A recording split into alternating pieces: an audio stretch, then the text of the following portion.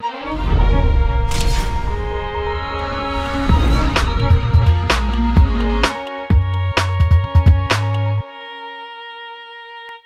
and technology, those things have nothing to do with each other, or do they? The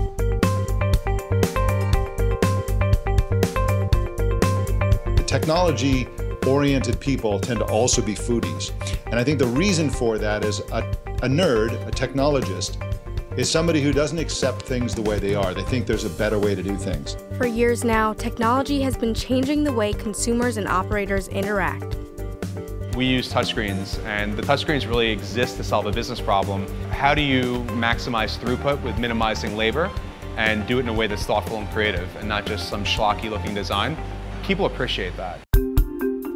We believe that if we could deliver a ride in 10 minutes or less, we could deliver other things in 10 minutes or less too. So we started delivering food fast. We have engineers and data scientists who have built a machine learning model that will optimize and show you the exact things that you want to see when you want to see them. We also offer personalization, so the feed in my app might look different from the feed in your app. Even though there's this huge world of options in the app, it makes it feel a little bit more digestible. At Uber, we are a very data-driven company, and we believe that data can help, and so we built the Restaurant Manager to do just that. We provide sales data and customer insights to help restaurant partners run their business better. As you can see, the restaurant I have is pretty small, 42 seats. So with Uber Eats, it has allowed us to really extend our reach beyond just our brick and mortar. You know, bottom line, 25% improvement on revenue.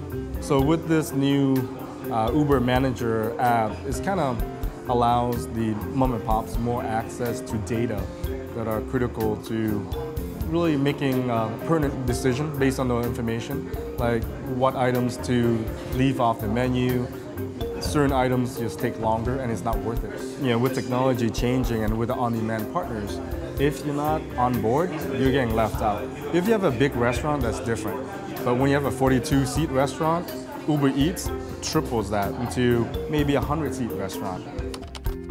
We're breaking down the stereotype of what food delivery means. So it's not just pizza delivered to your home. You can order a salad or ice cream or poke delivered to your work or to a park, wherever you are, fast.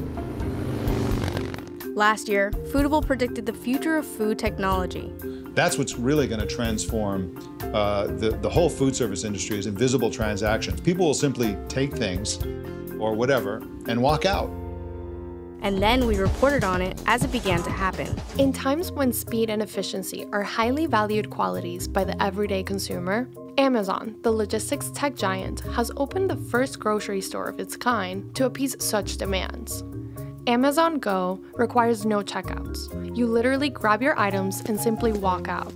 We've seen state-of-the-art appliances improving efficiency, sanitation, and customer experience all at once. We are using technology in order that we not modify the food.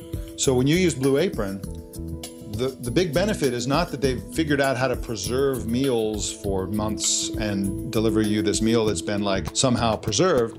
They're delivering you food that was picked yesterday or the day before, and they're using technology to make that happen. And they're doing it in the perfect proportion so there's no waste, and they're delivering it with brilliant instructions that enable you to use it very readily. As a foodie, that's the most exciting thing, where you can use technology to not modify the food. You know, a smartphone is enabling all this stuff where consumers will be able to seamlessly give their locations, seamlessly pay for things, seamlessly know exactly when something's going to be delivered, seamlessly go through and choose this, that, and the other thing without the problems and expense and errors with a human person on the phone.